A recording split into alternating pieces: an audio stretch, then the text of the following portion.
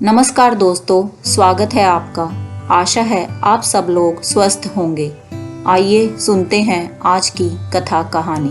सर्वप्रथम पूजा किसकी। एक बार पार्वती जी जब स्नान करने जाने लगी तो उन्होंने अपने पुत्र गणेश से कहा, बेटा मैं नहाने जा रही हूँ, तुम द्वार पर बैठे रहो। जब तक मैं नहाकर वापस न आ जाऊं तुम यहीं बैठे रहना और किसी को भी अंदर न आने देना। एक आज्ञाकारी बालक की भांति गणेश द्वार पर बैठ गए। अभी पार्वती नहा ही रही थी कि शिव अपने गणों के साथ आए और घर में जाने लगे। तो गणेश ने उन्हें रोक कर कहा, अभी आप लोग बाहर प्रतीक्षा करें, माता पार्वती अंदर स्नान कर रही हैं। जब वे स्नान कर बाहर आ जाएं, तब आप अंदर जाना। भगवान शिव गणेश की इस बात की उपेक्षा कर जब अंदर जाने लगे तो गणेश ने बलपूर्वक प्रतिरोध किया तथा अंदर नहीं जाने दिया। इस पर भगवान शिव क्रोधित हो गए और उन्होंने अपने त्रिशूल से गणेश का सिर काट दिया। इतने में पार्वती स्नान कर बाहर निकली और गणेश की ऐसी दशा देखी तो क्रोध से उनकी संहारक शक्तियां जागृत हो उठी। उसी समय देवर्षि नारद नारायण नारायण करते वहां से गुजरे।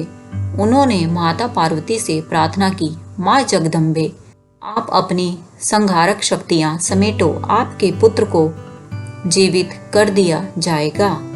फिर उन्होंने शिव से कहा, प्रभु आदि शक्ति जगदम्बा के क्रोध की शांति के लिए गणेश को जीवन देने के लिए कुछ कीजिए।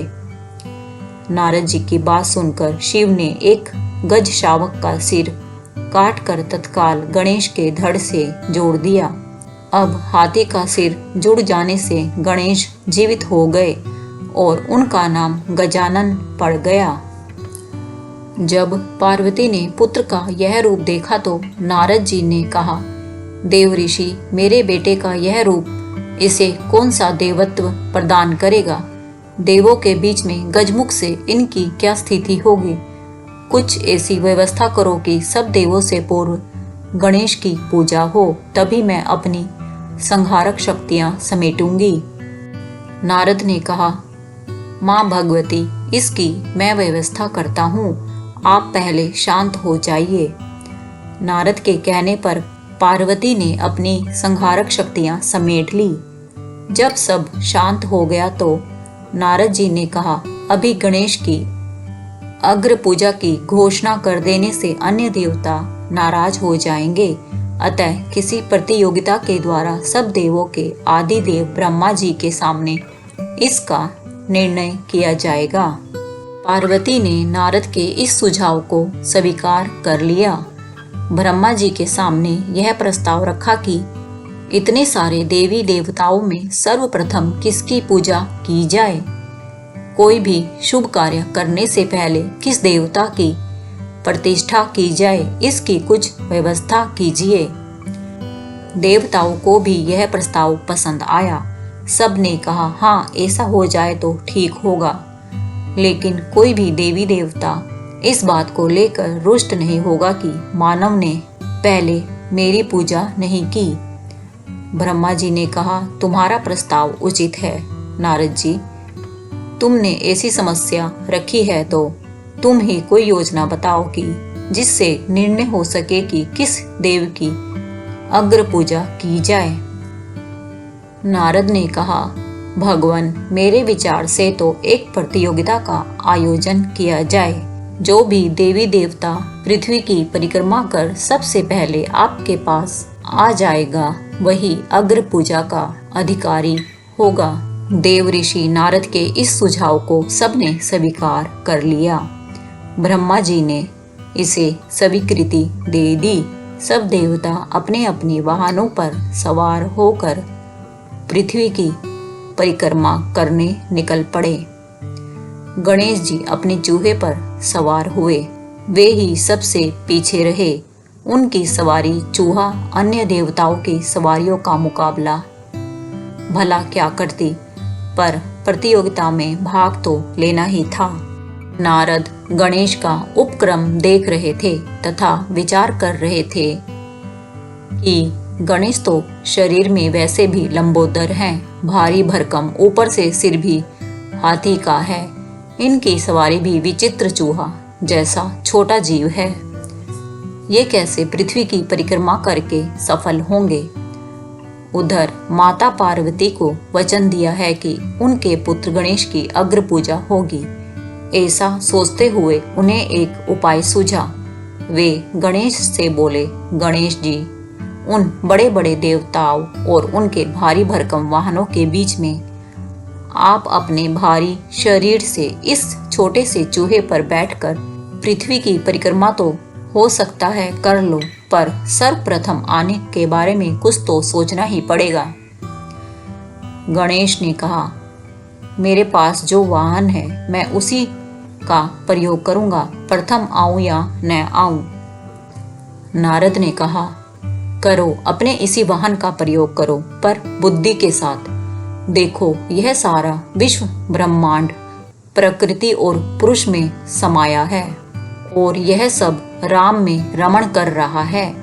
पूरा ब्रह्मांड राममय है। इसी नाम की परिक्रमा कर यह भूमंडल चल रहा है। अतः तुम इसी नाम की परिक्रमा कर लो। तुम्हें पृथ्वी ही नहीं समस्त ब्रह्मांड की परिक्रमा का फल मिलेगा। गणेश ने कहा, मुनिवर, आपका यह विचार उत्तम है। मैं राम नाम की परिक्रमा करूंगा। यह कहकर उन्होंने भूमि पर राम राम लिखा और अपने मूषक पर बैठकर उस नाम की 3 बार परिक्रमा करके ब्रह्मा के समक्ष जा खड़े हुए। ब्रह्मा जी ने देखा कि अभी किसी भी देवता का पता नहीं और गणेश ने परिक्रमा पूरी भी कर ली।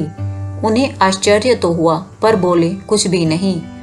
बाद में जब सारे देवता परिक्रमा करके आए तो ब्रह्मा जी ने कहा, देवो, आप लोग एक एक कर आते रहे, पर यहाँ तो गजानन सबसे पहले मेरे पास पहुँचे, इसलिए अग्र पूजा का अधिकार इन्हें ही मिलना चाहिए। अन्य देवताओं ने आपत्ति की कि प्रजापति, यह कैसे हो सकता है। गणेश भला इस चूहे पर बैठकर सारी पृथ्वी की परिक्रमा कर कैसे सबसे पहले आपके पास आ सकते हैं। लगता है ये परिक्रमा करने गए ही नहीं होंगे, प्रारंभ से यहीं बैठे होंगे। जब देवों ने उसे असत्य माना तो नारद बोले, हे देवो, यह सत्य है। आप लोग तो भौतिक और स्थूल की परिक्रमा करते रहे, पर गणेश ने तो उसकी परिक्रमा की जिसमें यह भूमंडल ही नहीं बल्कि त्रैलोक्य ही समाया है, जिसमें सारा विश्व ब्रह्मांड रमण कर रहा है। उस राम नाम की 3 बार परिक्रमा करिए, त्रैलोक्य की परिक्रमा कर सबसे पहले पहुंचने वाले हो गए हैं, इसलिए इन्हें विजयी घोषित किया जाता है। ये प्रथम अग्र पूजा के अधिकारी हैं। यह कहकर नारद जी नारायण नारायण करते हुए देवलोक को चल दिए। दोस्तों, कमेंट करके बताएं आपको आज की कहानी कैसी लगी। यदि यह धार्मिक कथा कहानी आपको बहुत अच्छी लगी है तो इसको लाइक करें, साथ ही अपने दोस्त रिश्तेदारों के साथ ज़्यादा से ज़्यादा शेयर करके आप भी थोड़ा पुण्य कमाएं।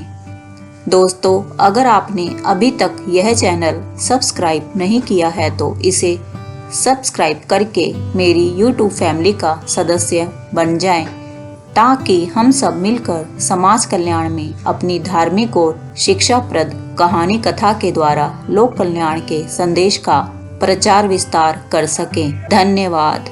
जय सिया राम। ओम नमः शिवाय।